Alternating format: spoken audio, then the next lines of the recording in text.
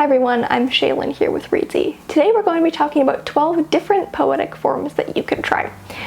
So a little while ago we posted a video on how to write a poem, but this also brings up the fact that there are so many different poetic forms that you can try.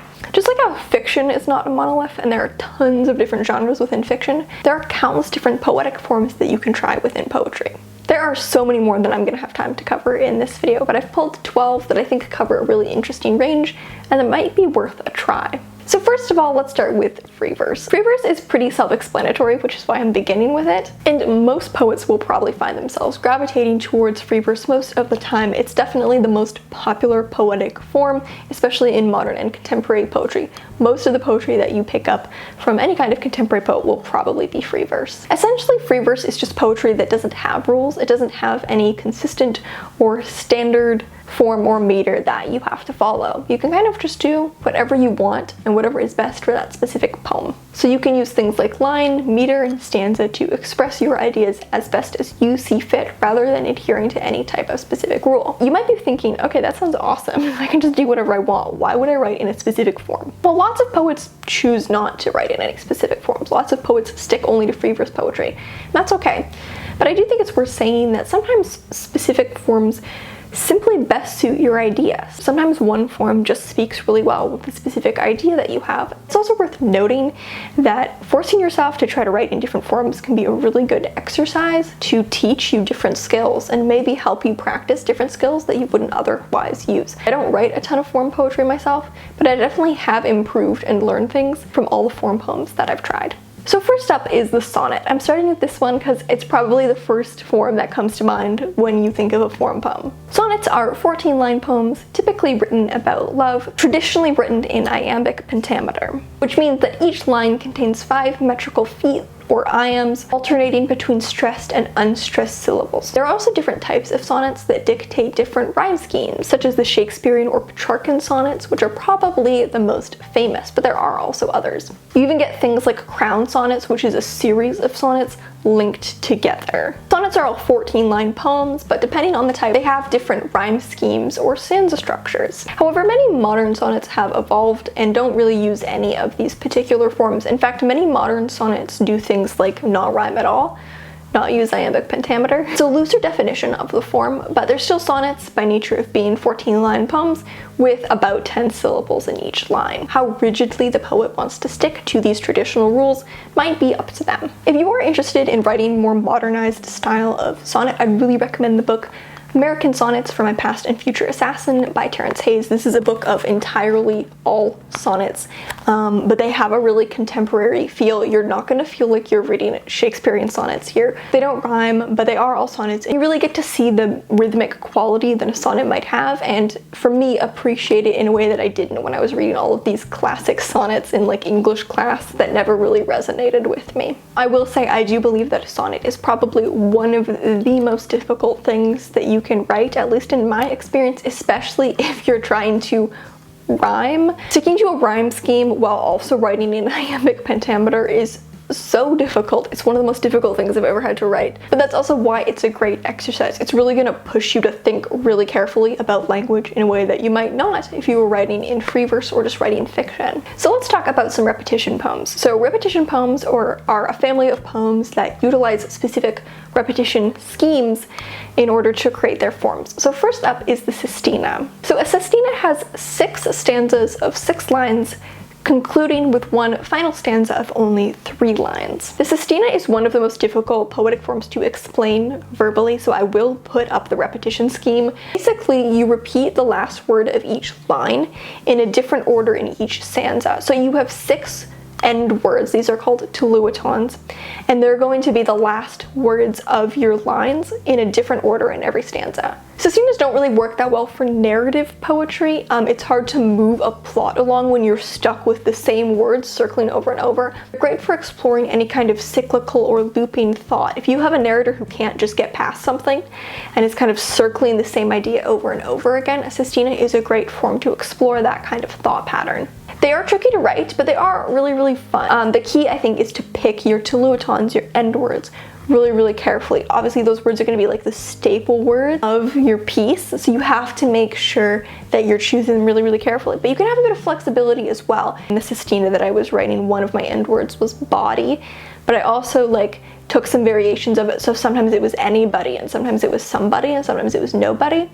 So you can take some liberties there. You can take liberties in pretty much any form, right? The form is there for you. The form isn't the law. The form is just here to help you write your poem, make your poem the best it can be.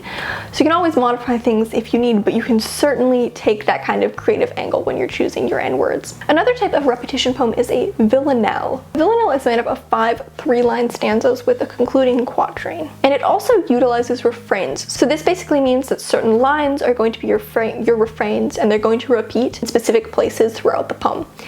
It's going to be really, really difficult to explain about the repetition scheme on screen because it's not going to make sense if I try to just like explain it to you verbally. But essentially the way the repetition works is that the first and third line of the first stanza is repeated, and those lines become your refrains. One of the most famous examples, you probably read this poem in English class, is Do Not Go Gentle Into That Good Night by Dylan Thomas. So that's one that you can reference if you want an example. Now this is not a very subtle form because there's a lot of weight on those refrain lines. So if you want to write something subtler or quieter, this isn't the ideal form for that. Typically when you're writing a villanelle, one of your refrains can be a little looser, so you can kind of change it a little each time it's used, whereas the other one stays more pure and it's going to stay the exact same each time. Let's talk about one final repetition poem because I think repetition poems are really fun. Let's talk about the Pantoum. The Pantoum feels very hypnotic, so if you feel like you would be into that, you might want to check this one out. Basically in a Pantoum, lines 2 and 4 become lines 1 and 3 of the next stanza, and you kind of get this chain link effect throughout the entire poem, and it can be as many stanzas as you need it to be. Traditionally it did have a rhyme scheme, but most contemporary Pantoums don't rhyme. This form has kind of this like cyclical forward motion. Kind of similar to the Sestina, there's this sense of the narrator trying to make sense of an idea but always getting stuck. Now, if you're interested in this form, I have great news for you, which is that there's actually a Pantoum generator online. You can put in your lines and it'll organize them for you in the proper lineup. I will leave a link to that in the description. It's really fun to play around with. Now we're going to talk about one of my favorite poetic forms, probably my #1 favorite, and it's the prose poem. This is almost similar to free verse in a way where there really aren't a lot of rules, but basically it's just a poem that when you look at it on the page looks like prose. The line between a prose poem and a flash fiction piece can therefore be really hard to define. Sometimes you can't decide. Sometimes whether it's a flash fiction piece or a prose poem just depends on whether the author has said this is a prose poem or this is a flash fiction. However, I do think that prose poetry can be less narrative and more abstract, whereas flash fiction is probably in most cases still going to have like a narrative arc because it is fiction, whereas maybe in a prose poem you don't need as strong of an external arc. It could just be more internal and abstract. But really the line between these two things, very, very fine, and in some cases impossible to draw. If you're interested in this form, I'd really, really recommend the book The Crown Ain't Worth Much by Hanif Abdurraqib. This book isn't solely made up of prose poems, not all of them are prose poems, but there is a lot of prose poetry in this book, and it's one of my favorite books of poetry. The prose poems in here are really, really fantastic. Let's talk about the glosa. So the glosa is a type of found poetry, which means that you're going to be using a poem by another poet as the basis. And yes, in poetry you can do this. Poetry as a form is very interlinked. It's not like fiction. Fiction writers, you know, they write their stuff and they're like, this stands alone, no one touch it. If you take a line, it's plagiarism, my book is my book. Whereas poets aren't like this. Poetry is almost like a giant ecosystem, and it's very common if you read a lot of poetry book, you'll see that either under the titles of certain poems, it'll say after and then another poet, meaning that they're writing this in response to a poem by another poet and maybe mimicking their form. And if you flip to the back of poetry books, you'll find that a lot of the time they have an index where they show all the lines that were written by other poets that they integrated into their work. This is a very common thing in poetry. There's a long tradition in poetry of being in conversation with other poets. So this is something that you're allowed to do, and there are even specific forms designed for it. And one of them is the glosa. So glosas begin with a 4-line epigraph of a poem by another poet. From then on, you have 4 stanzas of 10 lines each, where each line from the epigraph becomes the last line of each stanza. There is a rhyme scheme, and it's going to seem kind of random. You're supposed to rhyme lines 6, 9, and 10. Glosas are a really great way to learn from a poet that you admire. If there's a poet who you would consider one of your influences or whose work you really admire, one of the best things you can do is to write a glosa from one of their poems. It's a way of literally collaborating with someone that you admire. And the idea with a glosa is that it's not necessarily a direct response to the original poem, but it does play off of its ideas. Another type of found poem that you can try would be a cento. A cento is essentially a poetry collage. In a cento, you don't write any original lines. Basically, you just take lines from other poems and you assemble them into a new poem. There are a couple rules for writing centos. So you can take the lines from just one poet, or they could be from several poets or all from different poets. You should never take 2 lines from one poem used running within your poem. So only 1 line from each poem at a time. And you should be using minimum half of a line when you take from another poem. Centos are really, really hard to write because you have to make all of these different pieces and voices fit together into one narrative. But what's really important is that you do cite everything. Typically in a cento, you would use footnotes and you would cite everything. Like I said, poetry can be very collaborative, but it doesn't mean that you can just up and steal things. You do still have to cite your sources. For something a little different, you could try blackout or erasure poetry. So this is poetry where you take an existing text and then you cross out lines until you're left with a few words that create a new poem. You could do this with newspapers, magazines, articles, books, restaurant menus, literally anything. You could erase your poetry, a Twitter thread. You might choose the source material randomly. Say you have some old magazines and you kind of just want to like hang out and do blackout poetry because it can be super chill and super fun. Or maybe you have like a very specific point you want to make. Say you want to take a specific article and your poem is going to be a response to or a critique of or in conversation with that article. And you're going to do blackout poetry and it's going to be very intentional. Both are completely fine. Now let's chat about the ballad. So the ballad is a really, really old form of poetry. A ballad is made up of quatrains with a very simple rhyme scheme. Either A, B, C, B, or A, B, A, B. It's kind of as simple as a poem can get. So ballads rely more on story and were often traditionally used to tell longer narratives, sometimes with dialogue or even developed characters. Because it's a very old form, tons of variations have evolved. Like a lot of older forms, with time people have kind of shooed the rhyme scheme. And playing with the form can give it a more modern tone. It's a pretty simple form, but it creates kind of like a fairy tale or folkloric or like almost like childish fable kind of tone because it's so simple. So if you want to try writing like a song-like story, this would be a great one to try. We've got 2 more.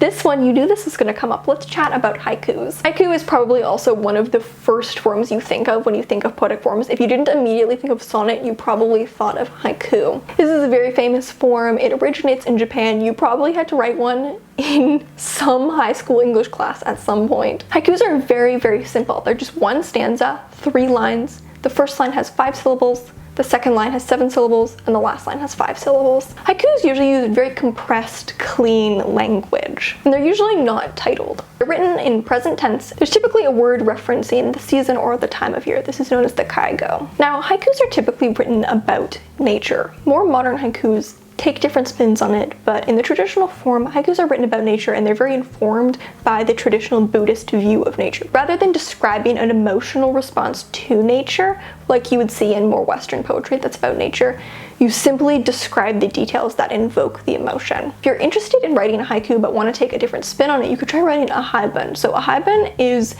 a combination of a prose poem and a haiku. So basically you write a prose poem and then you follow it up with a haiku. It's just those 2 forms paired together.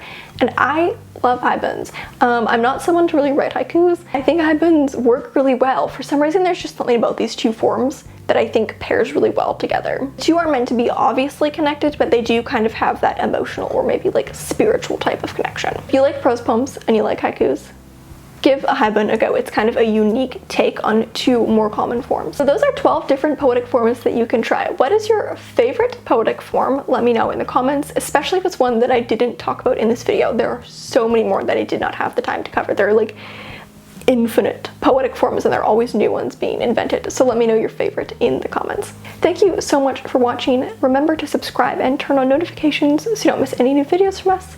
We've got new writing, editing, and publishing tips every Tuesday and Friday. Until next time.